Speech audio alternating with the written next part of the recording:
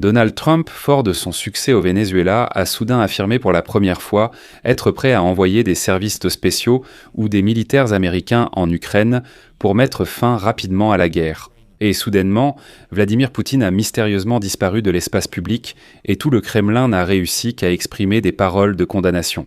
Après que Donald Trump a capturé le président du Venezuela et annoncé que les États-Unis dirigeraient désormais ce pays. De plus, ayant goûté au sang, Trump a déclaré qu'il n'était pas satisfait de son homologue russe Vladimir Poutine, qui continue la guerre contre l'Ukraine.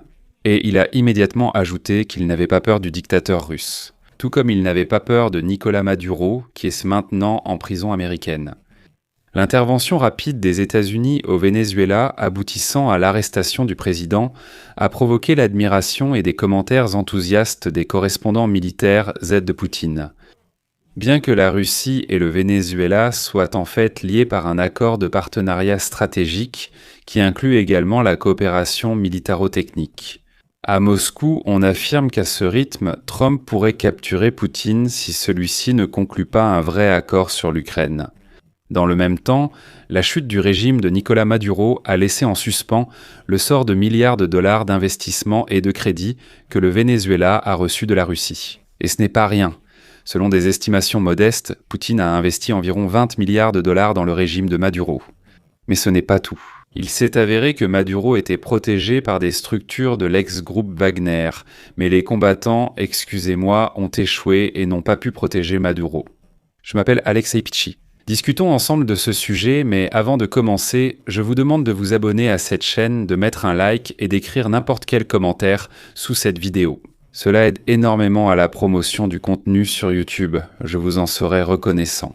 De plus, abonnez-vous à ma chaîne Telegram Pichi News, le lien se trouve dans la description de cette vidéo. Je débute cet épisode par une information peu évidente, mais intéressante. Beaucoup de gens se demandent comment il se fait que Maduro et sa femme aient été tirés du lit, et que la sécurité n'ait absolument pas eu le temps de réagir. Où étaient les services de renseignement russes, chinois et iraniens pour prévenir Nicolás Maduro de l'opération à venir? Commençons par la sécurité. Il est intéressant de noter que la sécurité personnelle de Nicolás Maduro était assurée entre autres par les forces de la société militaire privée Wagner. Les mercenaires russes sont arrivés au Venezuela en 2019. Au cours des 2 dernières années, la présence d'instructeurs et de combattants russes a été constatée, ceci aidant à réprimer les manifestations et à protéger des sites stratégiques. De plus, d'octobre à décembre 2025, des avions Il-76 sont arrivés à Caracas, avec la logistique de Wagner. On pensait qu'ils avaient transporté environ 200 combattants chargés d'assurer personnellement la sécurité de Maduro. De plus, le système de sécurité de Maduro comptait 3 niveaux. D'abord la Casa Militar, principale unité de la garde présidentielle. Ensuite, les services secrets cubains, J2 spécialistes du contre-espionnage au sein du palais présidentiel. Et le 3e niveau, ce sont les collectivos, des groupes paramilitaires pro-gouvernementaux qui assuraient la sécurité du périmètre extérieur dans les quartiers résidentiels autour des sites gouvernementaux. Mais malgré tous ces périmètres de sécurité, les Américains sont facilement entrés dans le palais de Maduro, qui se trouve en plus sur une base militaire, et personne n'a eu le temps de réagir. Et où sont les Russes avec qui Maduro a pourtant une alliance stratégique? Et on sait déjà que les combattants russes qui se trouvaient à Caracas ont été évacués d'urgence vers le bâtiment de l'ambassade de la Fédération de Russie, et ils s'y cachent encore à ce jour. Pékin a aussi dit quelque chose à propos de la condamnation, mais n'accuse pas directement les États-Unis de quoi que ce soit. L'Iran a qualifié les actions américaines de terrorisme d'État. Mais Téhéran n'a vraiment pas le temps de s'occuper de Maduro en ce moment, ils ont leurs propres manifestations là-bas. La seule chose que Moscou et Pékin ont faite, c'est de convoquer le Conseil de sécurité de l'Organisation des Nations Unies, et là Donald Trump jette encore de l'huile sur le feu. Donald Trump a de nouveau affirmé ne pas être satisfait de la Russie et de Vladimir Poutine, qui poursuit la guerre contre l'Ukraine. Et il a ajouté qu'il n'avait pas peur d'un certain Poutine, tout comme il n'avait pas eu peur d'un certain Maduro. Selon Donald Trump, il veut arrêter les tueries et sauver des vies humaines, alors que chaque mois, 27 à 30 000 militaires meurent du côté de Kiev et de Moscou. Citation. Je croyais que la guerre entre la Russie et l'Ukraine serait facile à résoudre, mais ce n'est pas le cas, et les 2 camps ont commis assez de fautes. Cette guerre de Joe Biden n'est pas la mienne, mais je veux l'arrêter pour sauver des vies. C'est devenu un bain de sang. Il faut y mettre fin. Et c'est là que la chose la plus intéressante a été dite, ce qui n'a fait qu'envenimer la situation. Donald Trump a déclaré que la guerre en Ukraine n'aurait pas été aussi longue si les États-Unis avaient utilisé leurs services de renseignement et leurs forces armées. Comme lors de l'opération pour capturer Nicolás Maduro le 3 janvier, Trump a déclaré « Cette nuit-là, j'ai suivi l'opération au Venezuela, elle était si précise, magnifique, incroyable. » Si nos hommes, comme le général Dan Kane, avaient participé à la guerre en Ukraine, cette guerre n'aurait pas duré aussi longtemps. Je vous assure, je n'ai pas parlé avec Poutine de la capture de Maduro et ne le ferai pas. Et au Kremlin, de telles déclarations ont été accueillies avec stupeur.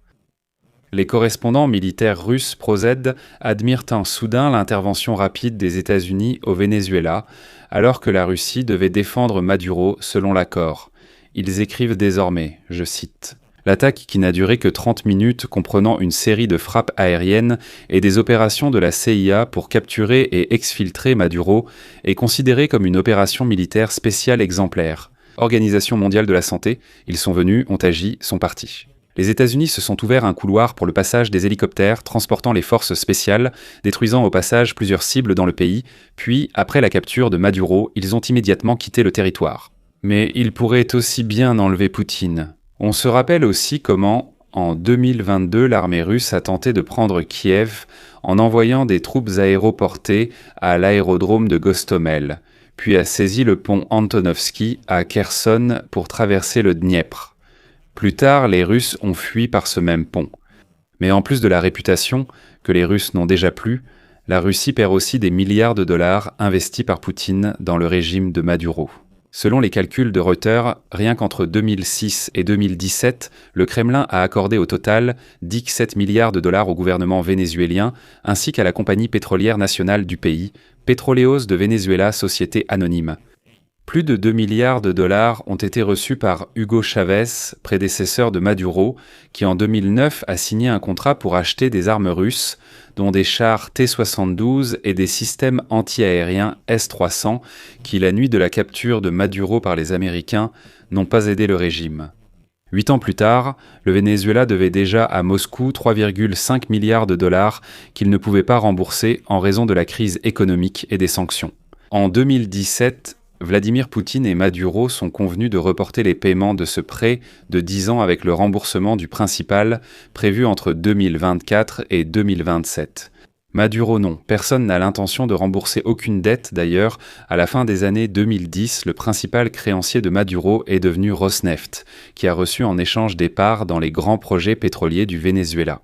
Le gouvernement de Maduro a utilisé l'argent russe pour éviter le défaut de paiement sur la dette en remboursant le Kremlin, avec du pétrole que Rosneft revendait sur le marché mondial. Autrement dit, en fait, la Russie extrayait le pétrole du Venezuela et le vendait sous sa propre marque. Désormais, le sort des gisements pétroliers vénézuéliens est entre les mains de l'administration de Donald Trump, et il est évident que les Russes ne récupéreront rien.